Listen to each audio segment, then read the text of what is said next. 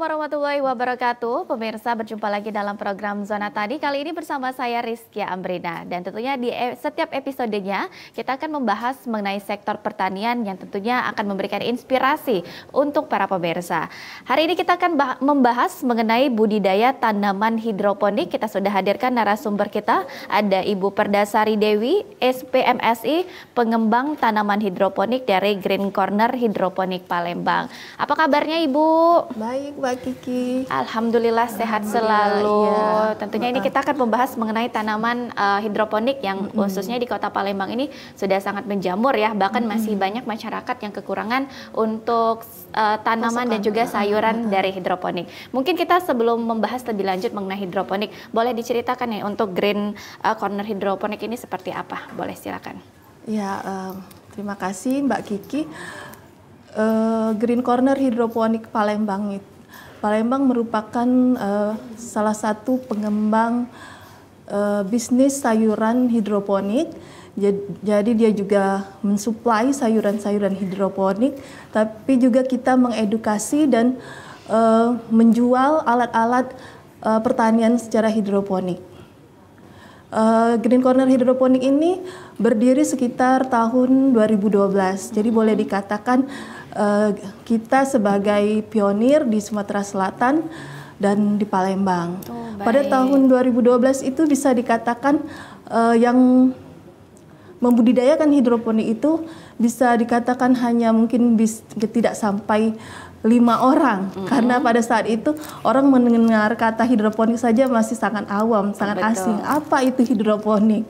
Nah, kita awalnya itu kita melihat dari online ya, bagaimana tanaman itu tumbuh subur tapi tidak di tanah. Nah, dari situ kita ingin tahu. Jadi kita mempelajari lewat online. Terus kita berkomunikasi di luar, karena pada saat itu di Sumatera Selatan itu boleh dikatakan belum ada yang benar-benar serius ya. Dan di Indonesia pun masih sedikit. Ya, masih sedikit. Hidroponik itu masih perkebunan-perkebunan besar, belum menjamur seperti sekarang di rumah-rumah, skala rumah tangga atau hobi, malah bisnis. Sudah bisnis secara rumahan, bukan investor besar. Oh, baik. Ya. Berarti bisa dibilang ini sebagai pionir yang ada di Kota Palembang ya untuk hidroponik ya. Ini di wilayah mana nih, Bu, untuk lokasinya? Wilayah kita di Kelurahan 20 Ilir D2 di Kecamatan Kemuning, Skip Ujung Palembang. Baik, berarti untuk sekitaran Kecamatan Kemuning ini tentunya sudah banyak ya yang diberikan. Ini bukan hanya usaha saja tapi juga memberikan edukasi dan juga kalau memang masih bingung alat-alatnya itu sudah disediakan juga ya. Baik, luar biasa. Nah, tapi kalau misalnya nih untuk potensi di Kota Palembang sendiri mungkin tidak hanya di daerah Kecamatan Kemuning saja nih. Kalau untuk potensinya seperti apa untuk hidroponik sekarang? Oh, kalau hidroponik ini saya bisa katakan potensinya cukup besar ya. Pada awal-awalnya mungkin orang masih pesimis ya. Orang mengatakan bahwa hidroponik itu hanya sebatas tren hobi bisnis ya. Akhirnya pada 2012 dan bertahan sampai sekarang itu statement itu terbantahkan. Karena mengawali hidroponik ini memang awalnya bisa dikatakan tren hobi ya di Palembang dan Sumatera Selatan. Mengapa saya katakan perkembangan cukup besar? Karena hidroponik ini kan kita menghasilkan sayuran. Sayuran itu kan kebutuhan pokok ya, kebutuhan pangan. Jadi selama kita manusia kan selama kita hidup kita butuh pangan ya. Jadi selama itu ada ya hidroponik tetap pasti dibutuhkan. Dan dengan bertambahnya jumlah penduduk pasti orang semakin banyak membutuhkan sayuran. Terus dengan semakin banyak masyarakat yang memahami tren hidup sehat, semakin banyak pula orang yang membutuhkan sayuran hidroponik. Mengapa sayuran hidroponik ini merupakan salah satu sayuran yang dibudidayakan secara sehat ya. Dia tidak menggunakan pestisida kimia, terus perlakuannya pun sangat benar-benar terkontrol ya, tidak benar-benar diperlakukan secara higienis, baik dari mulai budidaya maupun secara pengemasan maupun dalam pemeliharaannya. Baik, tapi kalau untuk di Kota Palembang sendiri nih, melihatnya sekarang ini sudah menjadi sektor bisnis atau mungkin masih banyak masyarakat yang memang memanfaatkan perkarangan rumahnya untuk dibuat hidroponik? Lebih banyak ke sisi yang mana, Bu? Kalau saya bisa katakan ya, menurut pengamatan saya bahwa hidroponik ini sudah menjadi peluang usaha ya. Jadi salah satu peluang usaha lapangan pekerjaan malah.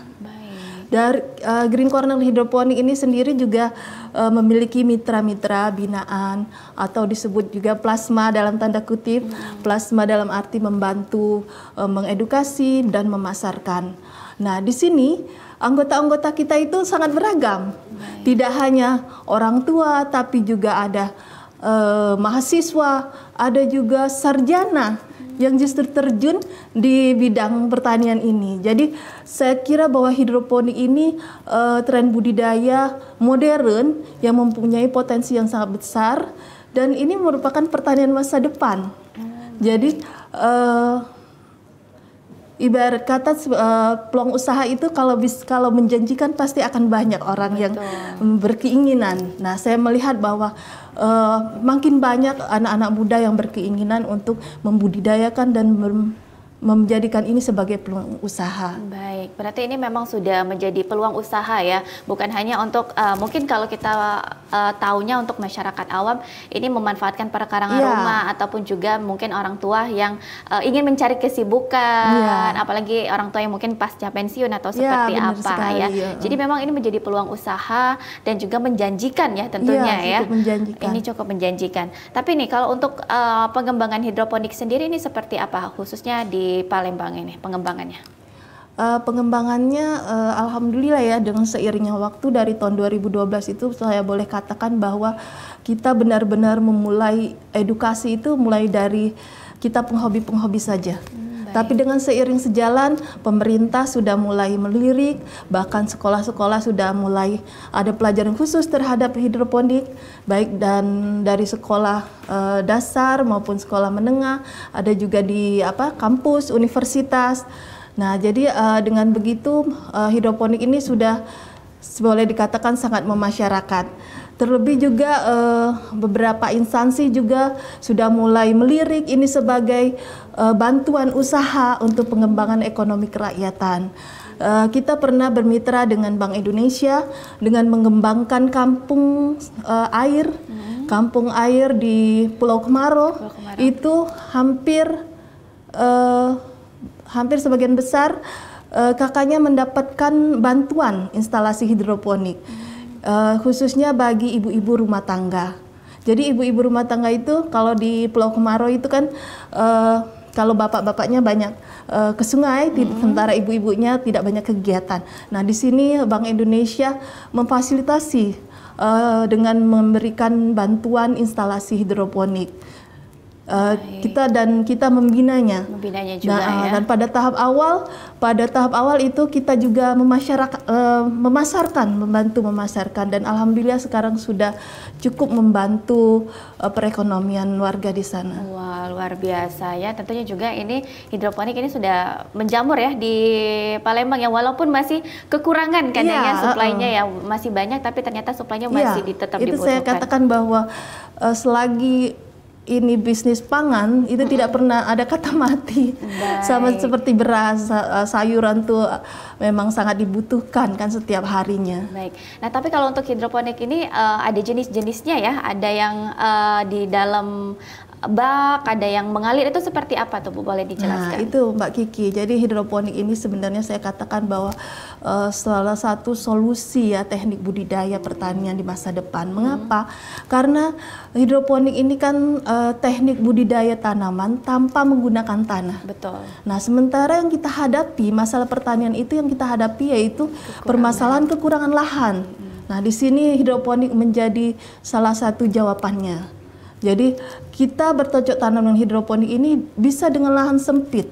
Jadi anggota kita ada yang bertanam di dinding, ada di rooftop, ada di halaman dengan lahan yang tidak luas ya, terbatas. Nah, di situ bisa jika kita kalkulasikan dengan lahan pertanian konvensional itu sangat jauh. Jadi benar-benar bisa memanfaatkan semaksimal mungkin lahan yang sempit, tapi kita bisa memproduksi tanaman-tanaman. Betul, baik ya. Tapi jenis-jenisnya banyak ya, ada yang di bak, ada yang di dinding tadi ya. Itu juga memang memudahkan ya. Nah, tapi kalau untuk jenis sayurannya nih, biasanya yang memang dibudidayakan itu sayuran apa aja? Jenis sayuran yang bisa dibudidayakan secara hidroponik itu sangat banyak ya. Boleh bisa dikatakan hampir sebagian besar kecuali tanaman-tanaman tahunan ya.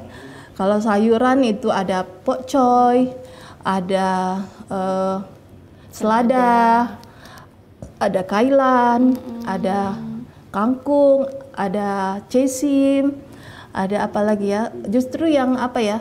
Tanaman-tanaman dataran tinggi justru bisa dengan hidroponik. Hidroponik ini kan lebih cenderung ke urban farming ya, pertanian perkotaan. Dan perkotaan itu kan khususnya di Palembang ini kan bukan bukan di dataran tinggi ya. Tapi dengan hidroponik ini kita bisa menanam selada yang pada awalnya tuh orang bingung, kok selada bisa tumbuh ya di Palembang yang boleh dikatakan cuacanya cukup panas ya. Tapi dengan hidroponik ini kan teknik dengan menggunakan teknologi ya. Kita bisa merekayasa sistem pertanian itu sehingga tanaman itu cocok dibudidayakan. Itu berarti banyak ya selada, apalagi selada yang paling banyak peminatnya ya. Selada itu sangat diminati itu.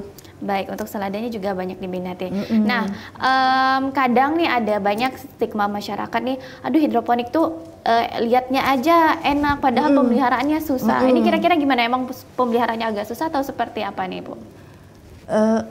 Memang kalau orang melihat dari luar ya, kelihatannya ini tumbuhnya subur segala macam kan, agak susah mungkin ya. Apalagi orang yang yang memang boleh dikatakan mungkin tidak pernah bertanam atau jarang bertanam ya. Saya sendiri pun awalnya jarang bertanam, tapi dengan hidroponik ini saya bisa katakan anak TK pun bisa. Karena kita pernah mengedukasi ya anak-anak TK di salah satu taman kanak-kanak dan PAUD itu, dia bertanam di rotov. Dia kebetulan sekolahnya di ada ketinggian. Ada di situ. Nah, dia bisa bertanam di situ. Jadi anak-anak TK itu kita ajarkan bagaimana cara menanam hidroponik, mulai dari menyemai, mulai dari dia memindahkan tanaman ke instalasi, dan alhamdulillah karena teknisnya sangat mudah dipahami, bahkan anak TK pun bisa. Dan hasil produk pertaniannya pun mereka pasarkan sesama wali murid pada saat market day kalau di sekolah-sekolah itu kan. Iya, jadi dia tidak hanya mendidik anak untuk belajar bercocok tanam, tapi juga dia berwirausaha. Jadi saya bisa katakan bahwa hidroponik ini sangat mudah dalam pemeliharaannya. Kita tidak perlu menyiram, kita tidak perlu mencangkol seperti konvensional. Terus penggunaan air maupun unsur hara itu pun disesuaikan dengan kebutuhan. Jadi tidak ada yang namanya terbuang percuma. Kalau di konvensional kita tebar-tebar saja pupuk, air. Kalau di hidroponik itu semuanya tersistem ya, terdata ya. Setiap tanaman itu membutuhkan berapa kebutuhannya. Jadi sesuai tanaman itu diberikan pupuk atau makanan dan air itu sesuai dengan kebutuhannya. Tidak berlebih dan tidak kurang. Karena kalau seandainya berlebih, dia pun hasil pertaniannya juga ada respon tersendiri, produk pertanian tersendiri. Kalau kurang juga ada. Baik, berarti pemeliharaannya memang lebih mudah, tidak perlu yang harus mencangkul, menyiram tiap hari ya. Jadi memang pemeliharaannya yang diperhatikan airnya ya biasanya. Atau apalagi nih biasanya dilakukan yang harus diperhatikan? Yang harus diperlakukan yang pertama benar air, Mbak Kiki. Kita harus memastikan bahwa namanya bak nutrisi atau tandon itu harus dalam kondisi penuh ya, dalam kondisi penuh atau tersedialah unsur haranya. Yang kedua, aliran airnya mengalir. Nah, karena sistem hidroponik ini ada yang memang sistem mengalir, ada yang tidak tadi seperti di bak-bak itu. Tapi kalau kita sudah bergerak ke bisnis itu lebih cenderung ke yang mengalir. Nah, kita pastikan mesinnya mengalir, airnya terus sinar mataharinya cukup, terus pupuknya cukup, airnya cukup. Baik, berarti ini kalau hidroponik tetap menggunakan pupuk ya? Tetap, itu pupuknya seperti apa nih, Bu? Pupuknya kita gunakan pupuk cair ya. Walaupun di pasaran ada yang sudah cair, ada yang masih berbentuk granula ya, berbentuk itu, tapi kita larutkan. Karena hidroponik ini kan teknik budidaya tanaman tanpa menggunakan tanah, tapi memberdayakan air. Jadi segala sesuatu tuh pupuknya harus dicampur dengan air. Baik ya, memang pemeliharaannya mudah ya, tidak sesusah pertanian konvensional ya tentunya ya. Iya. Baik pemirsa, kami akan kembali setelah jeda berikut, tetaplah bersama kami.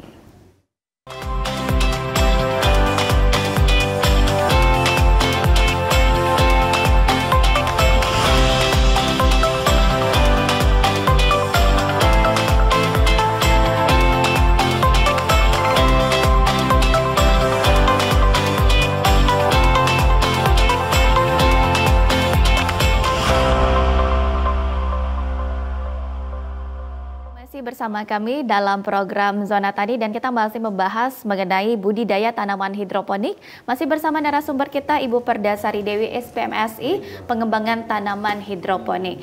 Baik, ini kita sebelumnya sudah membahas mengenai pupuk dan juga pemeliharaan yang dilakukan untuk hidroponik. Nah, pastinya ini kadang setiap kegiatan ada kendalanya nih, atau mungkin di hidroponik tidak ada kendalanya nih, Bu, seperti apa?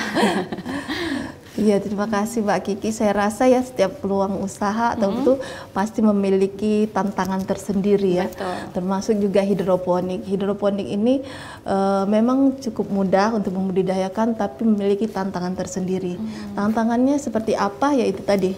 Karena merupakan pertanian yang menggunakan teknologi, pertanian modern, jadi kita harus menguasai teknologinya seperti apa. Terus kendalanya seperti apa? Hidroponik ini kan lebih cenderung ke urban farming ya. Kita ketahui bahwa cuaca ini berubah-ubah. Nah, itu juga kita perlu teknologi di situ. Perlu ilmu, pengetahuan yang selalu di-upgrade. Bisa jadi orang pertama-tama tantangannya itu berkebun. Tapi berapa bulan ke depan lain lagi tantangannya. Nah, jadi harus survive namanya. Jadi tidak ada yang bisa dikatakan bahwa selalu mahir dalam hidroponik. Tantangan memiliki tantangan-tantangan sendiri dan harus itu dicarikan solusinya sendiri. Karena setiap tempat itu memiliki tantangan tersendiri. Karena kita ketahui bahwa cuaca ini kan berubah-ubah. Lain tempat, lain pula. Betul. Kadang di daerah skip hujan, di sana tidak. Padahal dalam satu kota. Nah, ini namanya kita pertanian modern, jadi kita harus mengupgrade terus bagaimana pH airnya bagaimana, terus kandungan nutrisinya seperti apa yang cocok pada saat cuaca seperti apa, pada saat cuaca panas, apakah ada perlakuan khusus di situ.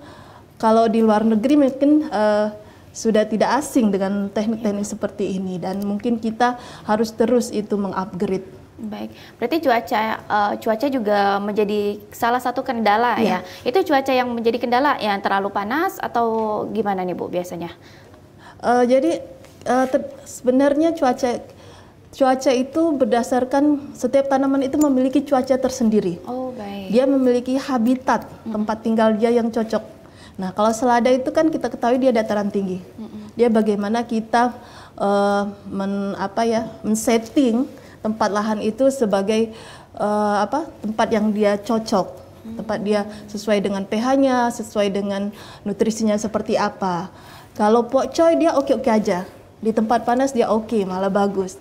Tapi jangan terlalu ekstrim ya. Tapi kalau untuk Palembang saya rasa tidak ada kendala untuk pokcoy. Kailan itu tidak ada kendala.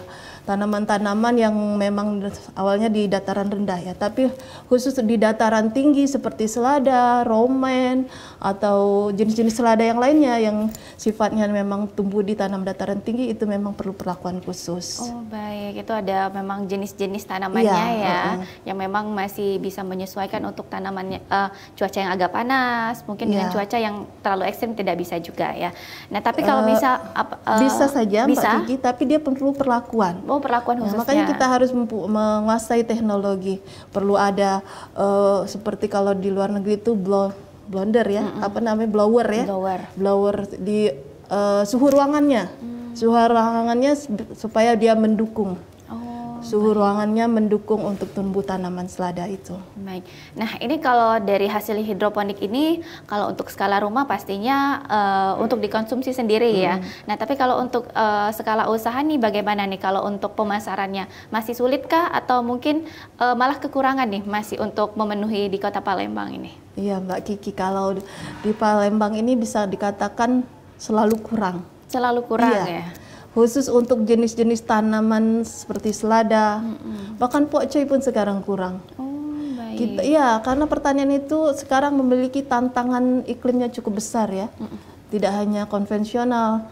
Kalau di pasar itu sudah sulit sayur, orang masih lari ke hidroponik di tanaman-tanaman konvensional. Jadi bisa dikatakan bahwa hidroponik ini sudah bisa sejalan dengan konvensional dalam memasok kebutuhan sayur di Palembang. Baik. Khusus di Green Corner sendiri selada itu saya bisa katakan bahwa dalam 1 bulan itu kita bisa hampir mengeluarkan 1 ton sampai 2 ton selada. 1 ton sampai 2 ton dalam 1 bulan. Itu hanya di beberapa konsumen ya, pelanggan kita. Nah belum itu dari petani-petani yang lain. Jadi saya katakan bahwa sebenarnya petani-petani hidroponik urban farming Palembang itu sudah ibaratnya sudah sangat bisa membantu, mensupport kebutuhan pangan sayur di Palembang. Bahkan di Sumatera Selatan banyak juga petani-petani hidroponik. Baik. Bayangkan hanya 1 di Green Corner, belum di petani-petani yang lainnya dengan penjamurnya itu. Berapa banyak sudah kebutuhan sayur di Kota Palembang ini yang sudah disupport oleh petani-petani urban farming yang mungkin skalanya bukan skala investor besar, hanya di rumah-rumah, hanya skala hobi, ibu rumah tangga, dan lahannya terbatas. Baik ya, berarti memang potensinya juga dan juga peluang usahanya menjanjikan ya. Bahkan ini permintaannya masih kurang ya untuk di Kota Palembang sendiri ya. Jadi ini biasanya untuk pemasarannya lebih ke pasar-pasar atau mungkin supermarket lebih banyak nih kalau untuk permintaan hidroponik ini biasanya dipasarkan. Iya Mbak Kiki, kalau awal-awal dulu ya hidroponik belum dikenal itu masih rata-rata di supermarket, di retail. Nah, kalau sekarang sudah hampir saya katakan semua konsumen, baik B2B maupun B2C ya, baik di pelaku-pelaku bisnis seperti restoran, hotel, catering, terus pelaku UMKM kuliner ataupun rumahan, segala rumah tangga ya, ibu-ibu rumah tangga. Itu sudah tidak begitu asing lagi dengan sayuran hidroponik. Jadi pasarnya sudah semakin luas. Baik ya, berarti memang bukan kadang kita mencari hidroponik juga di supermarket sudah banyak ya pastinya. Kadang untuk di pasar tradisional juga sudah banyak ya pemasarannya ya untuk tanaman hidroponiknya sendiri. Nah mungkin kalau untuk sebagai masyarakat nih mungkin yang masih takut-takut untuk memulai membudidayakan hidroponik ini seperti apa nih, kalau masukan dari Ibu sendiri seperti apa? Atau mungkin bisa langsung ikut kelas edukasinya atau seperti apa, silakan. Iya Mbak Kiki, untuk masyarakat yang ingin membudidayakan hidroponik, awalnya dulu seperti saya ya, mengawalnya itu pertamanya merasa penasaran, pengen tahu bagaimana hidroponik itu, bisa nggak saya bertanam hidroponik ya. Terus yang butuh punya kemauan, tekad dan kemauan. Kalau Anda sudah ingin memulai usaha, harus benar-benar dengan perhitungan, karena bisa dikatakan bahwa untuk memulai hidroponik ini, kalau untuk skala bisnis ya, memang agak lebih mahal investasi awal ya, investasi awal bukan pemeliharaan, tapi kalau pemeliharaan justru dia lebih ringan dibandingkan konvensional.